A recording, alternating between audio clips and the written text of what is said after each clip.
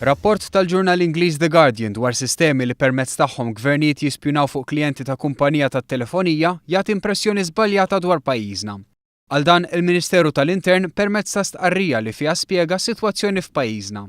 The Guardian kienet qiegħda tirrapporta dwar stħarriġ tal-kumpanija Vodafone li tefa' dawl fuq is-sistema li ċerti gvernijiet jużaw biex ikollhom aċċess għal tarif dwar dak li jkun għadda mis-sistemi tagħhom. Fosthom tarif dwar telefonati u messaġġi, kif ukoll dik magħrufa bħala metadata li tinkludi numru tat-telefon u ħinijiet ta' telefonati u messaġġi. Skont l-interpretazzjoni ta' The Guardian, Malta huwa l-iktar pajjiż fejn hemm spjunaġġ fl-Ewropa.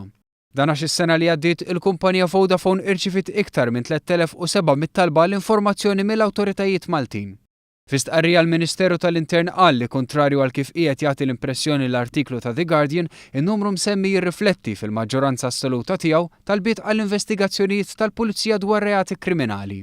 L-istqarrija tgħid li ammont żgħar ħafna minn dawn huma interċettazzjonijiet jew tarif mitlub mis-servizz tas-sigurtà.